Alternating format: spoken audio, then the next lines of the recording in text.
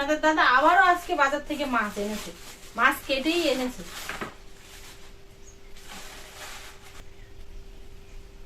মাছের পিসগুলো দেখুন, ঠিক এই সব বড় বড়, বেশ বড় সাইজের মাছই কেটে এনেছে। সঙ্গে বাজার থেকে আলু এনেছে। শুধু আলু দিয়ে মাছ রান্না করা সব সময় তো খাই, ভালো লাগে। একটু অন্যরকম সবজি টবজি না হলে হয়। তো আপনাদের দাদা দেখুন বাজারতে আসলো তো সবজি নিয়ে আসেন, শুধু আলুই এনেছে। তো দেখি কিভাবে আর কিছু ওর সাথে দিয়ে রান্না করা যায় কিনা। প্লিজ প্লিজ বন্ধুরা, আপনারা পুরো ভিডিওটা দেখতে থাকবেন। প্রথমেই আগে মাছটা ধুয়ে পরিষ্কার করে নিয়ে ভাজতে বসিয়ে দিই, তারপরে দেখছি কি দিয়ে রান্না করা যায়। হিটারটা ধরে দিয়ে মাছটা ধুতে গেছিলাম, কারণ হিটার তো একটু গরম হতে সময় লাগে। তো এতক্ষণ মনে হচ্ছে গরম হয়ে গেছে। তেল দিয়ে দেবো মাছ ভাজার জন্য। এবার মাছগুলোর মধ্যে লবণ হলুদ মাখিয়ে নেব। লবণ, হলুদ গুঁড়ো,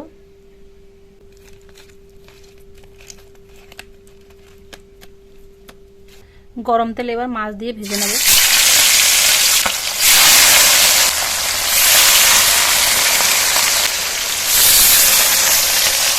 মাছগুলো সাইডে ভাজা হতে থাকুক, ও সাইডে দেখি বাগানে কি সবজি আছে তুলে আনবো, আলুর সাথে দিয়ে রান্না করবো।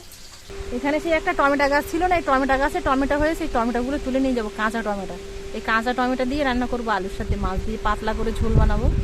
বেশ টমেটোগুলো অনেকটা বড় হয়েছে, আর গোড়ায় আমি মাটি দিয়েছি যাতে গাছটা আরেকটু বড় হয়ে যায়।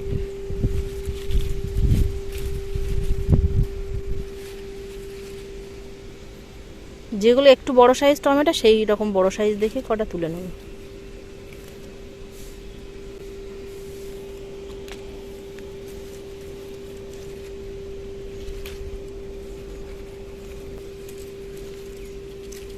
এইটা একটু বড় আছে সেইগুলোর থেকে, আর যেগুলো আছে তো এগুলো একটু ছোট, এগুলো এখন অনেকটা বড় হবে, থাক, আর পরে একদিন খেলে হবে। আপাতত চারটে নিয়ে যাই। মাছগুলো এক ফিট করে হয়ে গেছে, উল্টিয়ে দেবো। মাছ ভাজা হতে হতে এ সাইডে সবজিগুলো কেটে নেই। লাল মাটির জায়গার আলু তো দেখুন এর গায়ে লাল লাল হয়ে আছে, আর এই আলুগুলো ভীষণ মিষ্টি লাগে। আমাদের ও সাইডে দু তিন রকমের আলু পাওয়া যায়, আর এদিকে দেখি এই এক রকমের আলুটা ব্যাপক মিষ্টি। আর এই নূতন আলু উঠেছে তো ওই জন্য এর গায়ে এখনো মাটি লেগে আছে। লম্বা লম্বা করে কাটবো।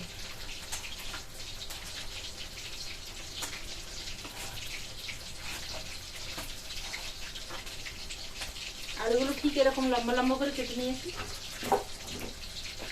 লম্বা লম্বা করে কাটলে একটু দেখতে ভালো লাগে তরকারিটা।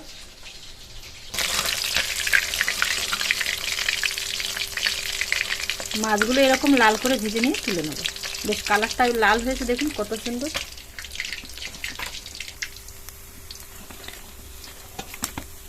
বাকি মাছগুলো একইভাবে দিয়ে ভেজে নেব। সবজিগুলো কেটে নিয়েছি, ধুয়ে আনবো পরিষ্কার জল দিয়ে। সবজিগুলো কেটে ধুয়ে এনে টমেটোগুলো ধোয়ার পরে কেটে নিয়েছি এরকম সরু সরু আর লম্বা লম্বা করে।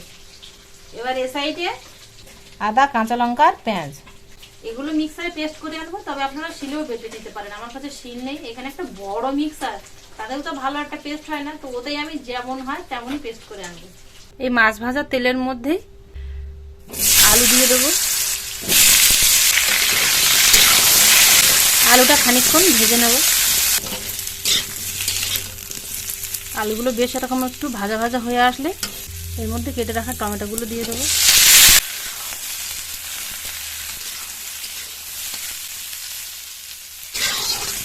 টমেটো আর আলু একসাথে খানিকক্ষণ ভেজে নিয়েছি।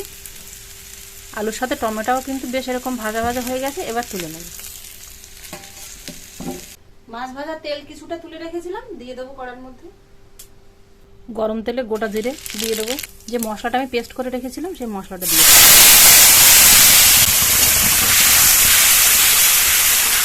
লবণ, হলুদ গুঁড়ো,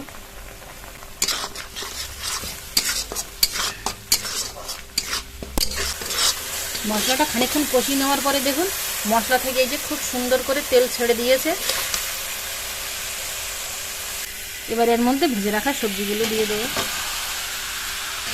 সবজিগুলো দিয়ে আরো খানিকক্ষণ কষিয়ে নেব।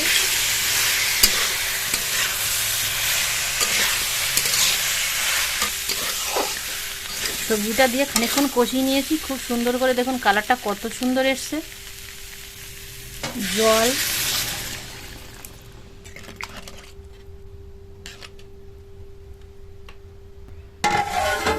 ঢাকনা চাপা দিয়ে দেবো।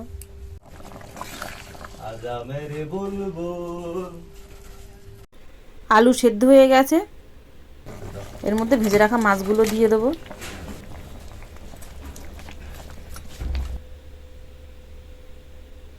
মিনিট খানিক চাপা দিয়ে ফুটিয়ে দেবো। কিছুটা আলু এইভাবে গালিয়ে দেবো, তাহলে ঝোলটা একটু গাঢ় গাঢ় হয়ে যাবে। রান্নাটা কিন্তু হয়েই গেছে প্রায়। উপর দিয়ে একটু জিরের গুঁড়ো দিয়ে দেবো আর ধনেপাতা কুচি দিয়ে নামিয়ে নেব।